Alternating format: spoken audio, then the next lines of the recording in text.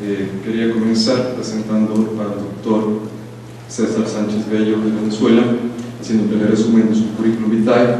Fue expresidente de la Comisión Regional contra el Uso Indebido de Drogas, Estado de Nueva Esparta, Premio Nacional de Psiquiatría en 1985 por el trabajo Juegos, Envite y Azar, Problemas de Salud Pública, presidente coordinador de las secciones académicas de la Asociación Psiquiátrica de América Latina, secretario fundador de la sección Juego Patológico y otras afecciones comportamentales de la Asociación Psiquiátrica de América Latina, ex jefe del Servicio de Psiquiatría del Hospital Central, Luis Ortega, coordinador de la Unidad de Atención Integral de Juego Patológico y Ciberadicciones, Hospital Central Luis Ortega, profesor agregado de Adicciones Comportamentales, Maestría, Prevención, Adicciones, Universidad Simón Rodríguez, asesor externo del programa Juego, responsable de la Asociación de Miembros del Estado de Nueva Esparta, custodio tipo A, Jugadores Anónimos, Venezuela.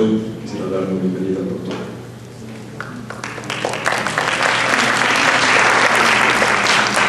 Aló, buenas tardes. En primer lugar, muchísimas gracias por su presencia. Este es mi segunda viaje a la Cuenca. Celebraron los 40 años de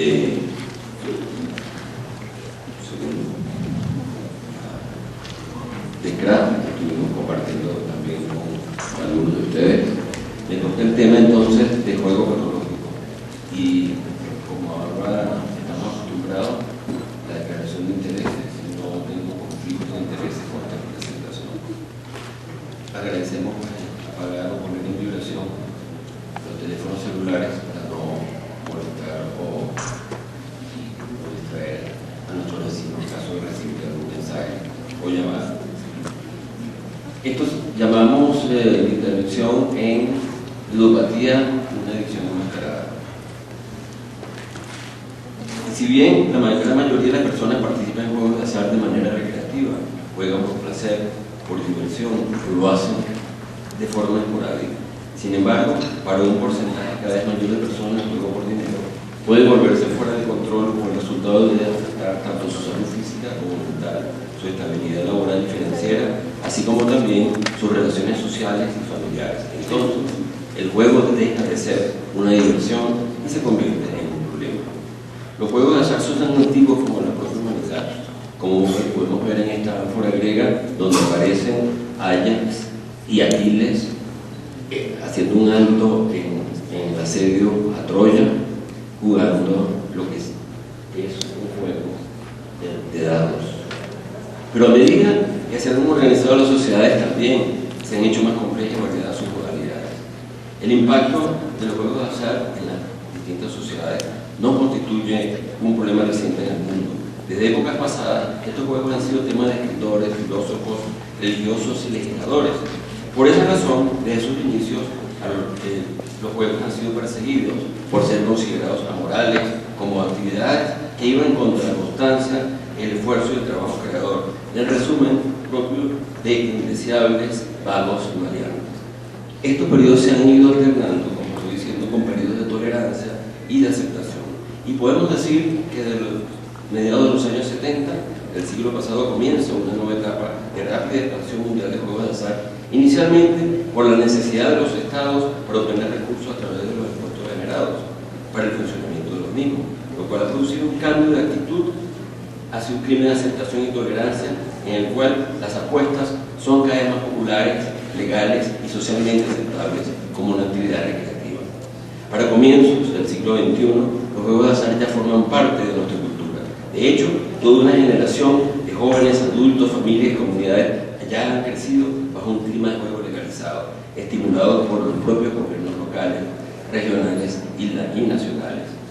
En los últimos años, los juegos de azar han llegado a ser accesibles real y virtualmente a toda la población latinoamericana sin distingo de edad, sexo o condición socioeconómica hasta llegar a niveles alarmantes.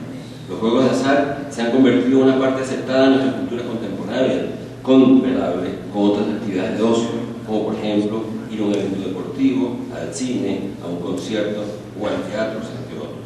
Y la gran mayoría de la población que juega lo hace de manera recreativa, sin efectos negativos. Sin embargo, para algunos el juego se convierte en algo que tienen que hacer en lugar de algo que quieren hacer. El juego legalizado tiene lugar en máquinas de bingos, actividades deportivas, eventos de caridad y hasta en la bolsa de valores. El juego ilegal, entre otros, tiene lugar también en Internet, en cualquier habitación de nuestras comunidades, en instalaciones deportivas y también en nuestros campos universitarios. Un ejemplo de ellos es el auge de los torneos de póker a través de los principales medios de comunicación y su influencia lamentable en nuestra población juvenil y universitaria. Internet, por otro lado, también ha hecho que los juegos de azar sean más accesibles para quienes no viven cerca de salas de juegos o de casinos. El juego electrónico cubre varios tipos de juegos. Los más comunes son las apuestas en actividades deportivas y carreras de animales, tanto caballos como galgos. Otras formas también incluyen los casinos en línea, póker en línea y loterías que se pueden acceder desde cualquier computadora, y el siguiente paso importante, que son las apuestas a través de los teléfonos celulares, tabletas, aumentando de esta manera el número de jugadores problemas y de jugadores patológicos, especialmente en la población juvenil. La naturaleza global de Internet, combinada con la ilimitada, si no imposible capacidad de los gobiernos locales de regular con eficacia los juegos en línea, podría tener consecuencias psicológicas y sociales negativas profundas.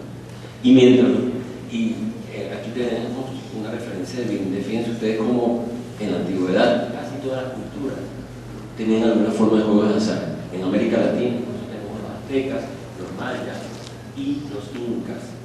Sin embargo, la situación en la actualidad, casi no existe cultura, país donde no se practique alguna forma de juego de azar, y cuando le agregamos la posibilidad de jugar a distancia, pues la situación se complica, como dije, también con todo lo que puede haber.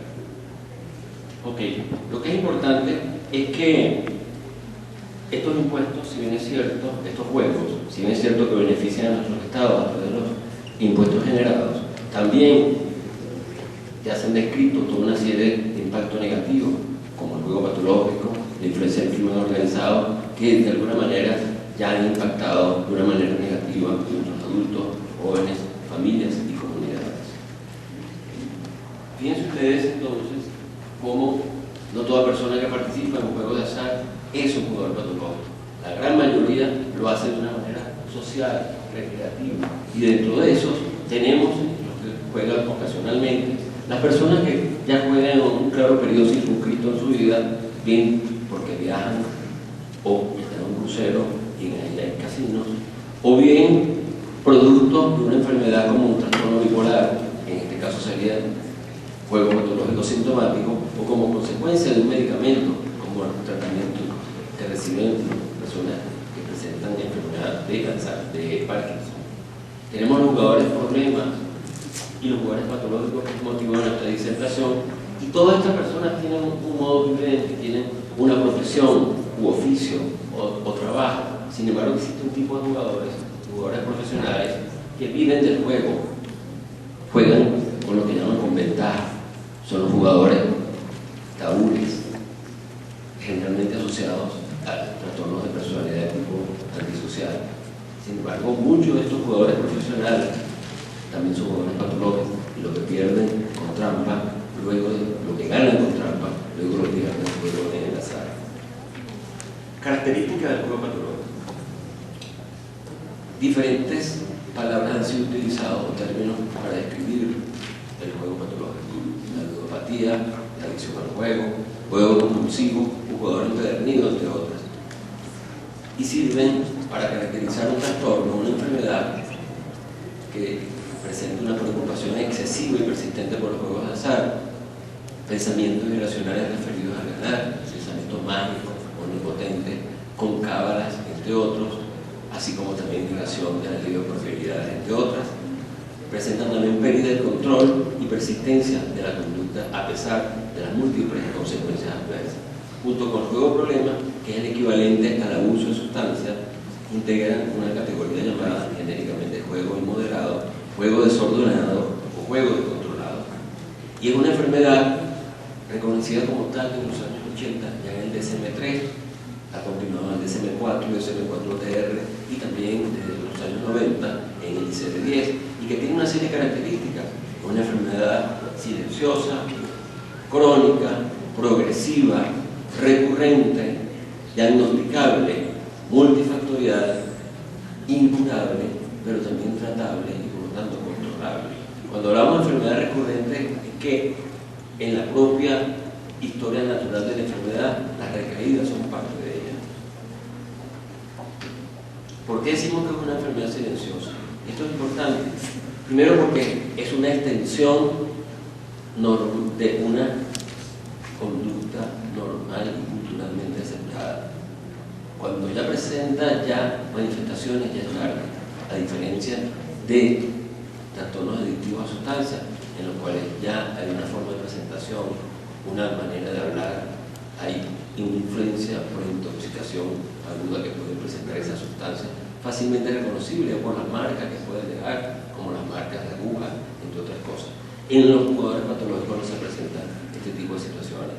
Y además hay otras diferencias con otros trastornos a sustancias. Es que no hay posibilidad de sobredosis mientras haya dinero. No es percibida usualmente como una enfermedad. Además, existen pocos recursos disponibles para los afectados. Causan graves problemas financieros. Las personas son funcionales, en primer lugar producen, no hay un deterioro cognitivo como se observa en las adicciones a sustancias. Además, los mensajes de prevención no son fácilmente aceptados como los mensajes de prevención del abuso de sustancias.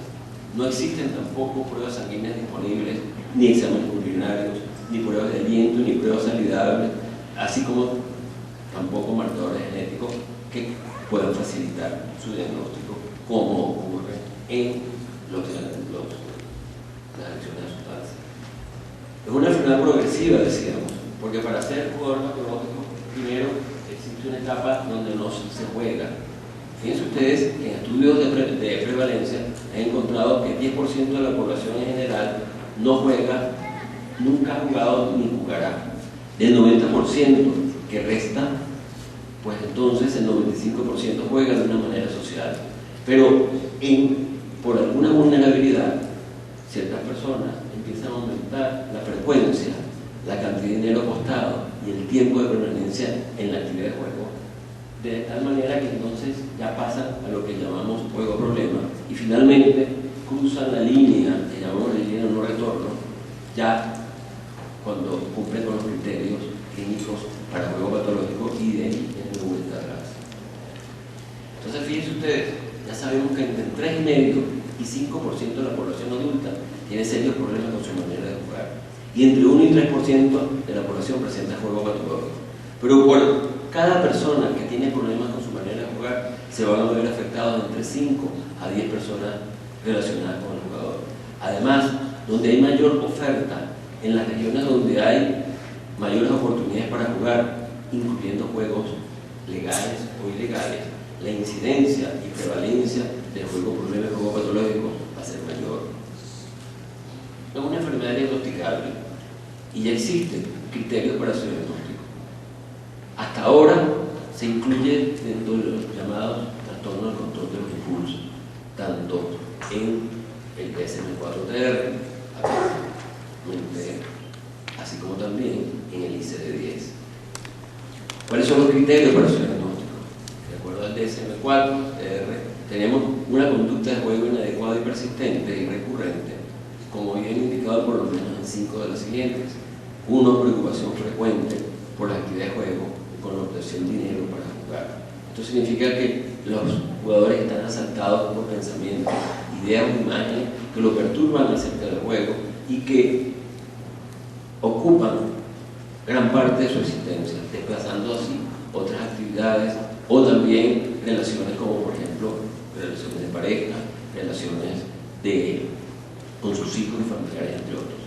En segundo lugar, la necesidad de jugar cantidades de dinero cada vez mayores con el fin de sentir la emoción o excitación deseada, es lo que llamamos tolerancia. En tercer lugar, ineficacia repetida en los esfuerzos para controlar, dejar o disminuir el juego, o sea, pérdida de control. Luego tenemos inquietud, desasosiego o irritabilidad cada vez que la persona intenta disminuir o parar su conducta de juego, o sea, la abstinencia.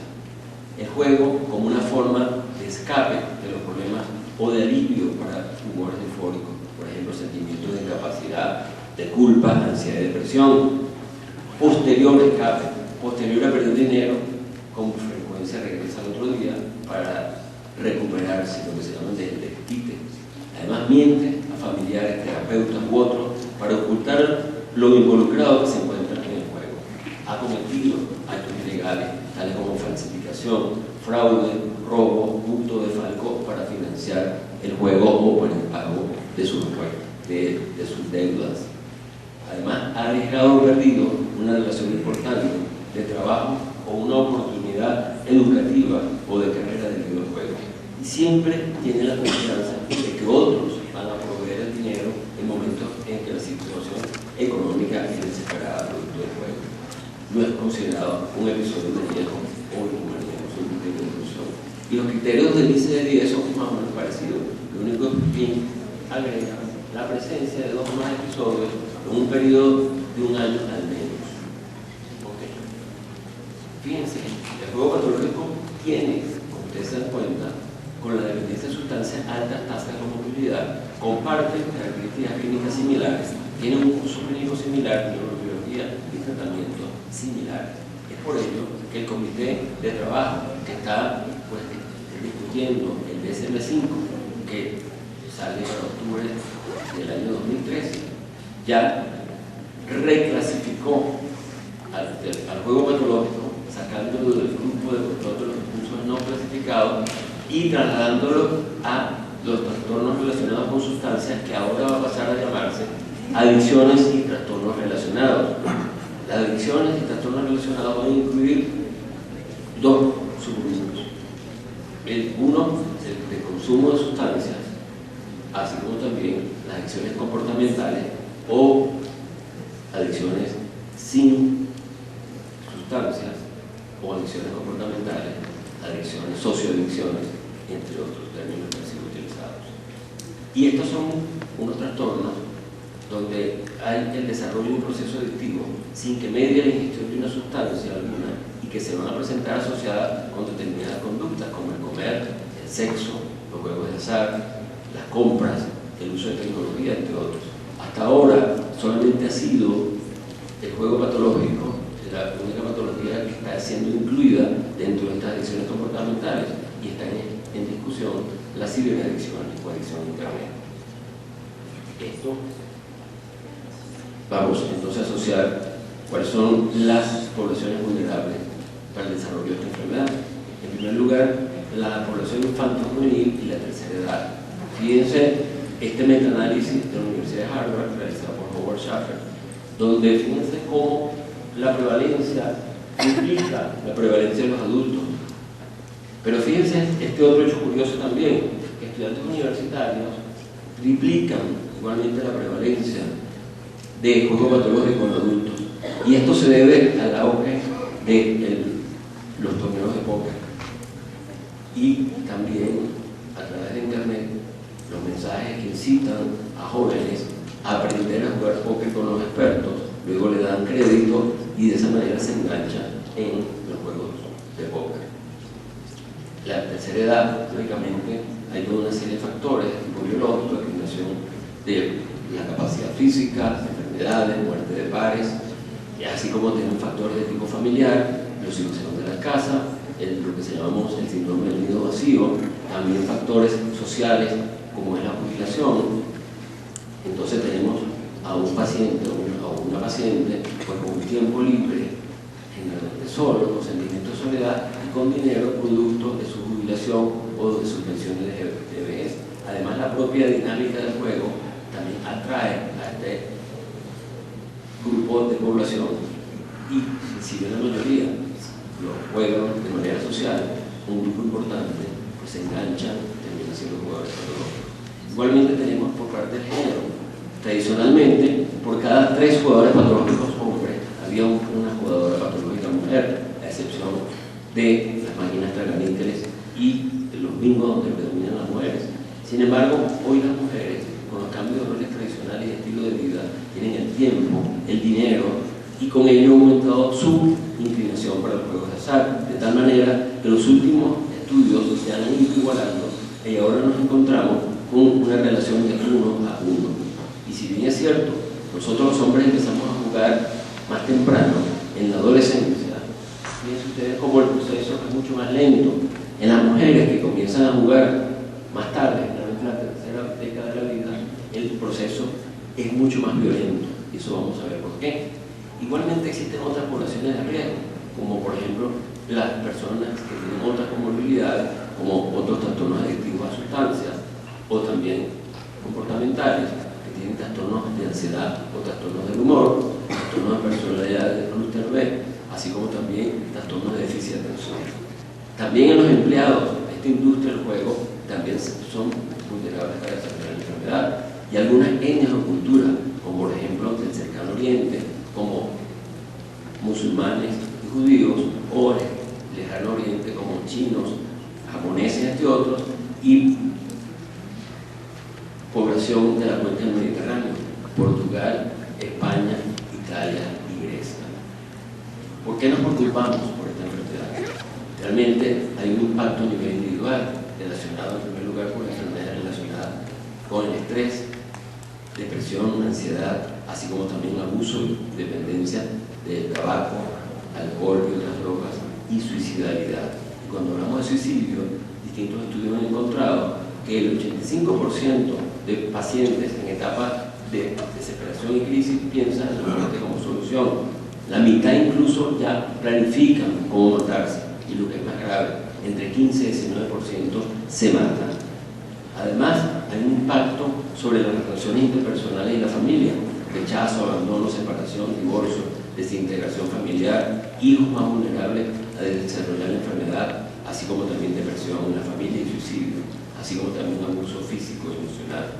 Hay un impacto también sobre el área académica y laboral. Estos pacientes tienen abandono de los estudios, disminución del rendimiento estudiantil o laboral, baja productividad, juicio distorsionado o abuso del tiempo libre, así como también desde el punto de vista financiero, uso de los recursos de los gastos básicos, como el pago de casa, pago de alimentación, de los estudios, para pactar o pagar deudas, endeudamiento, préstamos con usureros, casas de empeño, sobregiro y abuso de tarjeta de crédito, que lo llevan a la pérdida del crédito, pérdida de los ahorros, lamentablemente terminando en la quiebra.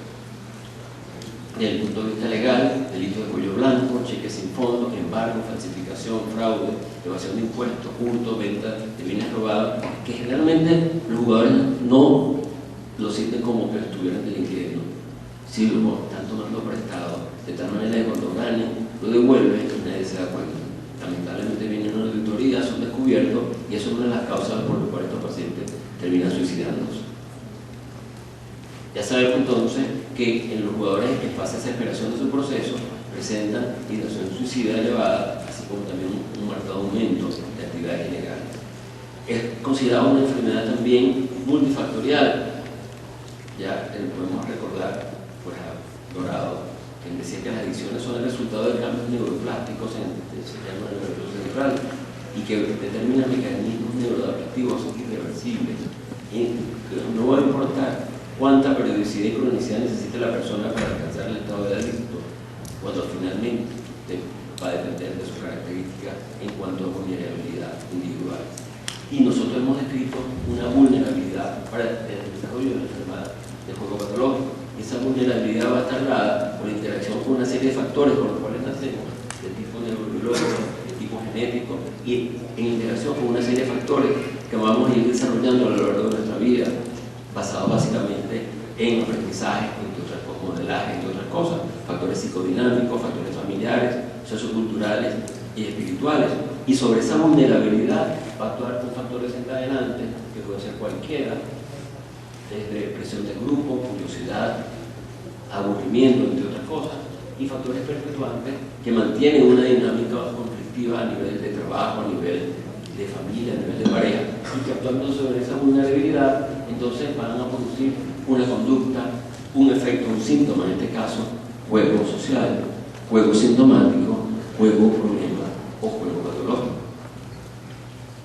Fíjense, existen ya toda una serie de circuitos que han sido descritos en relación al juego patológico, así como también han sido descritos toda una serie de estudios en relación a la genética que realmente le dan una fortaleza a los antecedentes genéticos de estos pacientes. Igualmente, sabemos entonces que la influencia es genética y no hay un determinismo genético en el desarrollo de la enfermedad patológica. Ya estamos terminando. Aquí tenemos entonces los 4 circuitos que han sido descritos.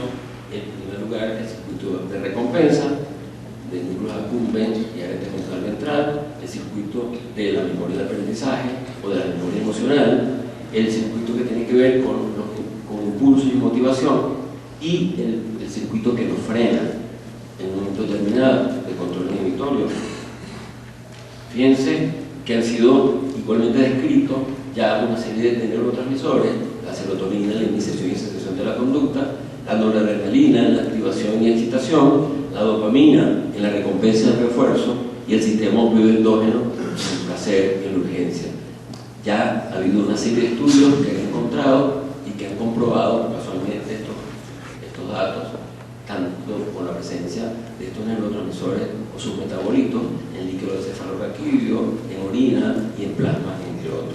Así como también una serie de estudios de imagenología que de alguna manera ya ha comprobado pues esto que estamos planteando, la alteración de estos circuitos. ¿Ok? Esto es un ejemplo, ya para ir terminando, en el cual comparo casualmente una persona no adicta con una persona casualmente jugador patológico. Fíjense cómo vemos que tanto la experiencia como el impulso para participar en la actividad, como también la memoria emocional no están alteradas, pero también los mecanismos de control funcionan adecuadamente, de tal manera que un jugador social en un momento dado piensa que ha jugado suficiente, o ya he perdido suficiente, o he ganado, me paro y me voy. En el jugador patológico, por estar alterados todos estos circuitos que impulsan al individuo a participar en el juego, sin embargo, los mecanismos de control están disminuidos de tal manera que el individuo no puede parar. Es como que si estuviera permanentemente en la luz verde, con las consecuencias que esto acarrea para entonces el jugador. Igualmente existen toda una serie de factores de tipo psicológico, de tipo familiar, de tipo sociocultural y también relacionados con el juego mismo, de tal manera que cuando hay más oferta, más accesibilidad para participar del juego de azar, distintos estudios han comprobado que se duplica la prevalencia del juego patológico. Igualmente, es una enfermedad donde existe gran comorbilidad. Hay enfermedades que pueden llevar al juego patológico y también se han descrito enfermedades que pueden ser consecuencias del juego patológico. Pero también puede haber la coincidencia de 2 o más trastornos. Y de hecho, toda una serie de estudios han encontrado toda una serie de trastornos psiquiátricos que pueden hacer comorbilidad junto con el juego patológico. Y estudios que de alguna manera han encontrado que no solamente puede haber una comorbilidad, sino incluso 2 o más. Y fíjense cómo en el estudio de la réplica del estudio de comorbilidad realizado en los Estados Unidos con 9.284 sujetos utilizando el CIDI, encontraron, fíjense, 93.3 presentaban un trastorno psiquiátrico, 64% que presentaban 3 o más trastornos psiquiátricos, y cómo predominaban los trastornos de ansiedad, los trastornos afectivos, otros trastornos por control del impulso y trastornos por abuso de sustancias. Igualmente hay que tener cuidado con la medicación en la enfermedad de Parkinson, ya que ha sido descrito que pacientes de Parkinson tratados con agonistas de dopamina, como la amantadina, la homorfina, la cabergolina y principalmente el preflexol, o sea, el Mirapex, pero pueden presentar conductas impulsivas, entre ellas el juego patológico, y por eso tenemos que tener cuidado cuando estos pacientes reciben estos tipos de tratamientos. Conclusiones. Entonces, esta es una enfermedad que puede ser tratada. Tenemos un protocolo para su diagnóstico, utilizando toda una serie de instrumentos y un instrumento que comienza con un consentimiento informado, y en base a eso es que vamos a diseñar una estrategia individualizada para su tratamiento. Bueno, como estamos en tiempo, entonces nos queda sino darle las gracias y cualquier pregunta relacionada con ya el diagnóstico de tratamiento, pues lo contestaré.